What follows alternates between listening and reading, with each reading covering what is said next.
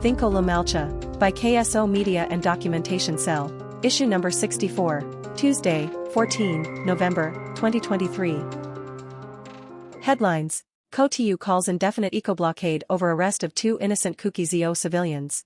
Zo United, justice continues to elude Kuki-Zo people who were brutally assaulted and murdered by mobs. Looted arms and ammunitions used in terrorizing Métis. Extortion racket busted in Imphal.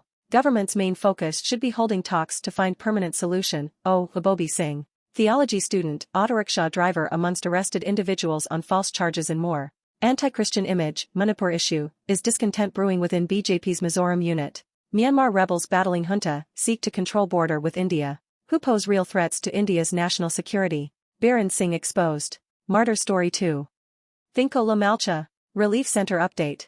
Vimla Reina High School Relief Center. Headquarter Vang, Lamka. Managed by Young Mizo Association, YMA, Chinkan branch. Total inmates registered, 272. Male, 114. Female, 158. Kuki victims update AS on November 10, 2023. Deaths, 150. Villages burnt, 200 plus. Houses burnt, 7,000 plus. Churches and synagogues burnt, 360. Displaced persons, 41,425. KOTU calls indefinite eco-blockade over arrest of two innocent Kuki-Zo civilians. The Committee on Tribal Unity, or the KOTU Kuser Hills Kangpokpi decided to impose an indefinite economic blockade along National Highway 2 and National Highway 37 from midnight of November 15. KOTU's decision to impose an indefinite economic blockade was taken during the Kuki-Zo women's sit-in protest at Gamjafai in Kangpokpi district today. The KOTU's 48-hour total shutdown in Kangpokpi district demanding the unconditional release of two Kuki-Zo arrested by Manipur police in connection with the missing of two Métis boys culminated on November 13 morning without any response from the authority concerned. The Kuki-Zo women's sit-in protest at Gamjafai today strongly demands the unconditional release of the two Kuki-Zo individuals, namely, Lungkosiai Shangloy and Satgaujin Hangxing by the concerned authorities. They alleged that the two were arrested on prefabricated charges of abduction case of two Arambai Tangals in Kanglatongbi. The elder sister of Lungkosiai Shangloy said during the protest that the duo had gone to drop their uncle at Dimapur for medical treatment and they were arrested while returning to Kangpokpi. She said that the state government was quick to take action against the Kuki-Zo communities, but action over the murder of four Kuki-Zo family members by the Métis communities in broad daylight is yet to be taken. Therefore, this selective treatment by the state to solve the problem will bear no fruit. The state must take action based on admissible evidence but not by mere assumptions, she asserted. Meanwhile, KOTU vehemently condemned the alleged indifferent attitude of the concerned authority in dispensing law and order in Kuki-Zo inhabited areas. It stated that the Committee on Tribal Unity has been agitating for a meaningful resolution on different aspects but, to our dismay, our demands have been consistently ignored. Therefore, the committee calls for an indefinite economic blockade with effect from midnight of November 15 along the two National Highway 2 and NH 37-inch. It added. It further stated that the unconditional release of the two innocent Kuki-Zo is indispensable on grounds of illegal detention and impartial execution of law and order in a democratic set-up. It stated that the apparent status of the state indicates the total failure of the constitutional machinery propagated by fascist and lunatic powermongers of the state. It further stated that the committee stands resolute in its endeavor for justice and any form of systematic subjugation will be dealt with firmly by the Kuki-Zo people. Zo United, justice continues to elude Kuki-Zo people who were brutally assaulted and murdered by mobs. In Manipur, members of Zo United, the representatives from Manipur's Kuki-Zo Myanmar Mizo communities alleged that even after 6 months of ethnic violence in Manipur, justice continues to elude tribals who were brutally assaulted and murdered by mobs. In a press statement, Zo United claimed that while any case blamed on Zo kindred tribes is swiftly taken up by the police and central agencies like the CBI and NIA, and arrests promptly made, no headway is made in cases involving tribal victims. Further, the tribal body vehemently condemned the government's selective application of the justice system in its attempt to placate the majority community. We want to remind the government about the beheading of David Thik. A picture of one of the assailants carrying David's severed head has been widely shared on social media. In a video showing his capture, the Facebook account holder who shared the video can easily be identified, including his name and face, BZ Now Singh. What is preventing the CBI from arresting or questioning these suspects? Compare this to the case of two missing Métis youths. CBI used sophisticated tracking tools to track and arrest anyone they suspected of being connected to the phone of one of the youths, including women and student leaders, all in the space of a week after pictures of the missing youth surfaced. It's very clear where their priorities lie. We are also waiting for the CBI to investigate the 6-month-old case of Olivia Shangloy and Florence Hangxing, two women who worked at a car wash in Impal and were killed by Meitei youths after being handed over to them by women vigilantes, Mira Pibus. And what about the burning alive of 7-year-old Tunzing Hangzing along with his mother and aunt, the torture of MLA Vungzajan Vault and the murder of his driver, the killing of Dalamthang Suantak, who was pulled out of an ambulance he was driving, and the murder of elderly women Qingjiaoyuan and Thiandam? In the latest case, 2 tribal women and 2 men were abducted by Meitei mobs on November 6, with one of the victims allegedly made to run along the streets of Impal while being chased and tortured in broad daylight until he died of his injuries. Even animals are treated better. 2 bodies have been recovered while 2 are still missing but presumed dead. Where is the CBI, stated the release. Further, the tribal body accused the state government and Meitei police forces of openly siding with their community, unleashing terror on tribals in the Tengnapal district. Highlighting their concern, the tribal body claimed that hundreds of heavily armed police personnel were dispatched towards Moor, the border town, to conduct operations, thereby looting and destroying with impunity in the border town of Moor. This is exactly what's happening in the border town of Moor, except that the police personnel are all Meiteis and the residents are all tribals, mentions the release. The tribal body also reminded that Home Minister Amit Shah on May 31 while visiting Moor gave assurance that all Meitei police personnel would be removed from the town within 3 days. However, till now nothing has been done. Looted arms and ammunitions used in terrorizing Meiteis. Many of the looted arms and ammunitions basically meant for waging war against the Kukis are now used for terrorizing the Meitei people in Impal Valley. During the past few months, there have been several instances of threat and coercion against innocent Meitei civilians by the radicalized groups. Anyone defying their diktats have been served with gunshot, bomb threat or inhumane torture. These terror groups have spared none. Even high-ranking officers, CSO leaders, intellectuals, politicians and retired bureaucrats are at the receiving end of their brutality. Recently, a live grenade that was among the caches of arms and explosives looted by a mob from the Manipur Police Training Center during the height of the communal clash in the state was found placed at the main entrance of a public leader's home in Impal East District on Sunday morning. A bomb expert team of the Manipur Police had recovered the live grenade near the entrance of the house of Sapamka Kenglipal, an independent candidate of the last assembly election in the state. The police reported that the grenade was found at around 6:30 a.m. near the entrance of Kenglipal's house at Lamlai Nongada village, which falls under the jurisdiction of Police Station Lamlai in Impal East District. Miscreants also planted a hand grenade at the residence of RETD Dr. Nongmatham Burchandra at Kukching Paji Laikai Iangbung last night at around 10:15 p.m. Unknown people opened fire at the house of BJP State Secretary Bikram Konkam. An FIR in this regard has been registered in Impal Police Station.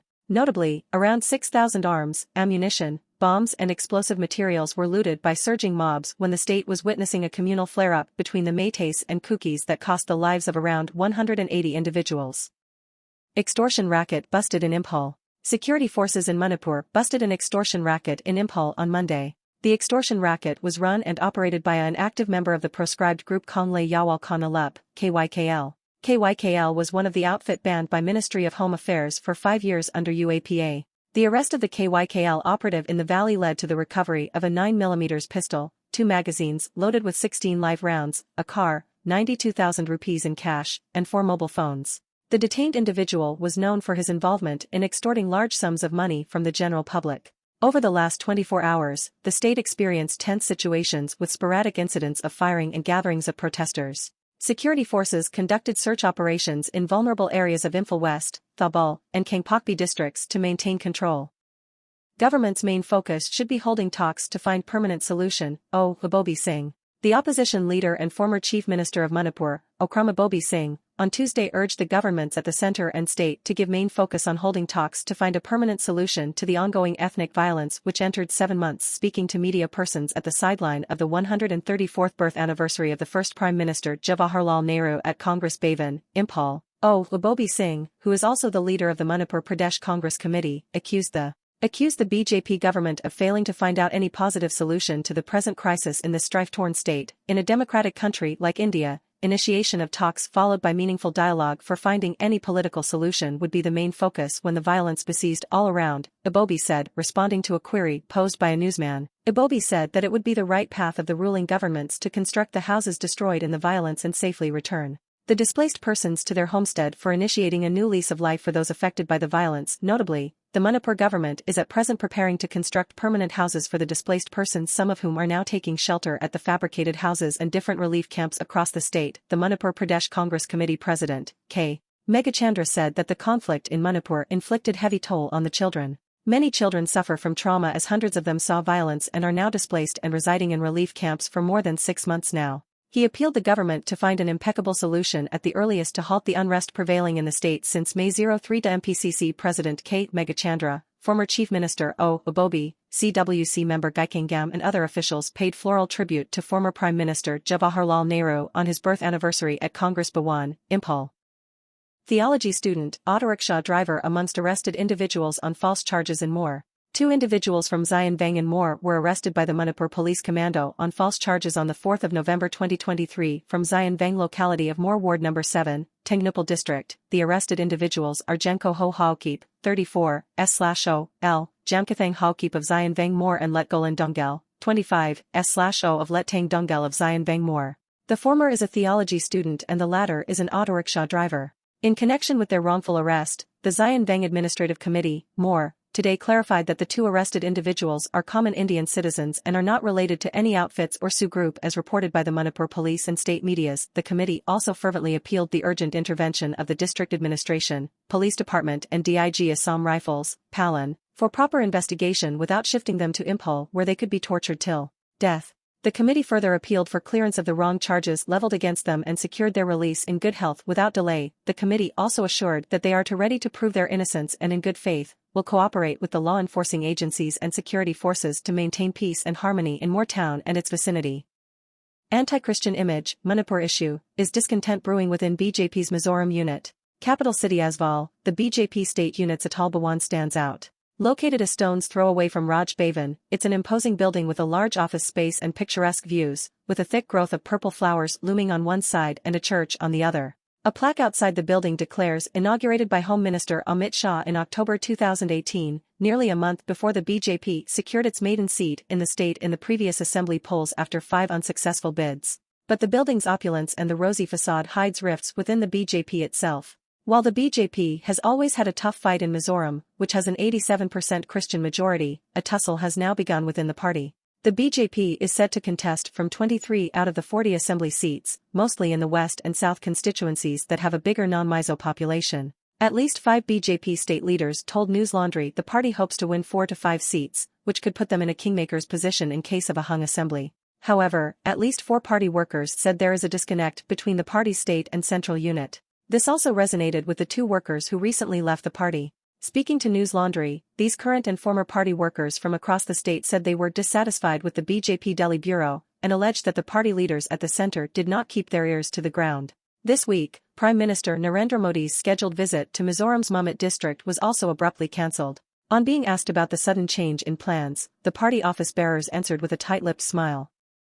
Myanmar rebels battling junta seek to control border with India. Anti-junta fighters in Myanmar's Chin state are trying to gain control of part of the porous border with India, after taking over 2 military outposts on the mountainous frontier, a rebel commander said, part of a wider offensive against the junta. Dozens of rebels battled the Myanmar military from dawn to dusk on Monday to overrun 2 camps next to India's Mizoram state, Chin National Front, CNF, Vice Chairman Swayakar said. Spokespersons for Myanmar's military and India's foreign ministry did not immediately respond to requests for comment. Myanmar's generals are facing their biggest test since taking power in a 2021 coup after 3 ethnic minority forces launched a coordinated offensive in late October, capturing some towns and military posts. The military-appointed president last week said Myanmar was at risk of breaking apart because of an ineffective response to the rebellion, the most significant fight back since the 2021 coup deposed the democratically elected government of Nobel laureate Aung San Suu Kyi. The generals say they are fighting terrorists. The offensive, named by rebels as Operation 1027 after the date it began, initially made inroads in junta-controlled areas on the border with China in Shan State, where military authorities have lost control of several towns and more than 100 security outposts.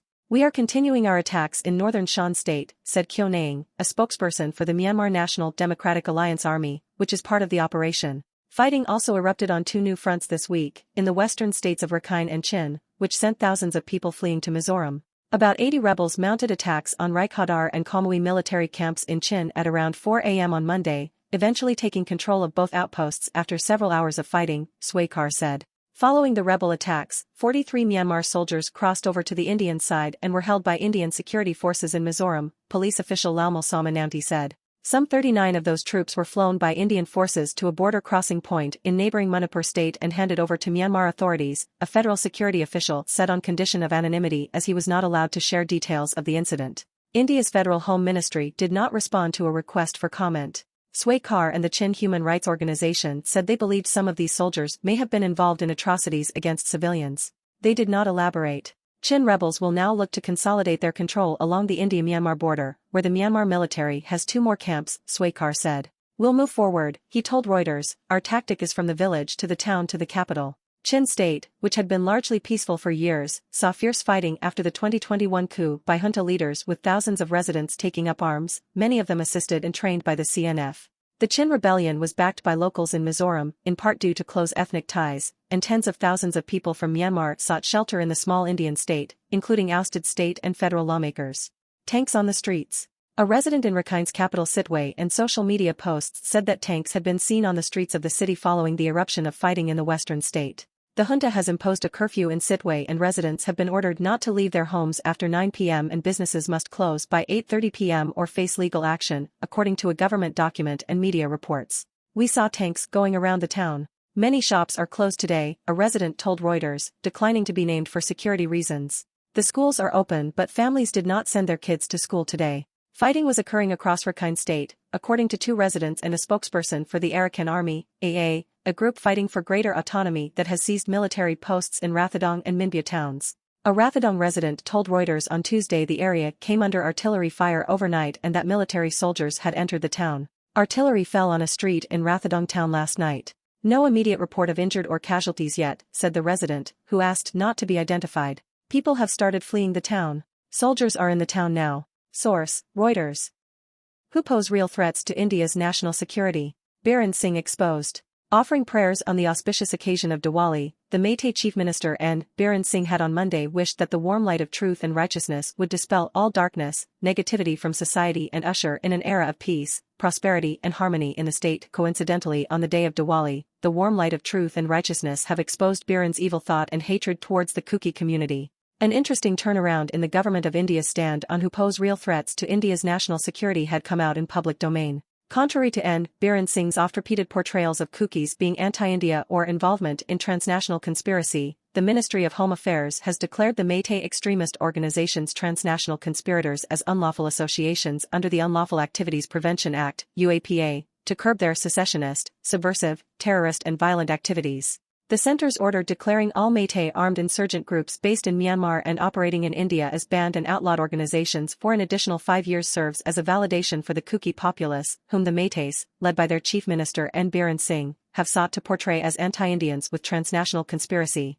Apparently, event management sits uneasily with ground realities. The Kukis have been consistently maintaining that it is the Meiteis who harbor anti-India sentiments, continuously advocating for secession from Indian nation. The military and the government are not oblivious of this reality, despite attempts to manipulate the narrative in Manipur. Truth and righteousness thus prevails. However, it remains perplexing that the central authorities still turn a blind eye to the anti-national actions of the Arambai Tengal, Meitei Le Pun and their leaders, who openly patrol the streets of Imphal Valley, Kangleipak, and openly promoting and instigating violence against the Kuki-Zo people. Despite ample evidences against them, the central agencies like the National Investigation Agency, NIA, and Central Bureau of Investigation, CBI, are yet to hold them accountable. This is a situation unprecedented in independent India and a wake-up call to reimpose the Armed Forces Special Power Act, AFSPA, in 19 police station jurisdiction of the Meitei-dominated valley districts. Hopefully, Arambai Tengal and Meitei Le Pun will soon be officially declared as banned and outlawed organizations, bringing them to their knees and ensuring accountability.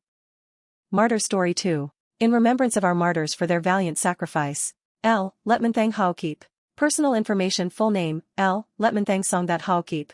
Age, 26 years. Date of birth, 01/04/1997. Father's name, L. Kailal Haokip. Mother's name, L. Lachen Haokip. Siblings, 2 sisters, 1 elder and 1 younger. Birthplace, Churachandpur. Permanent address, B. Ebenezer Village, Tabong, Lamka, CC Per, Manipur 795128. Address of his demise, Type 1, A/2, Block 1, 2nd floor, CPWD Quarter, Sangapru, Impulse 795140. Personal traits, 1. Obedient 2. Innocent and calm 3. Man of few words 4. Animal lover 5. Brilliant 6.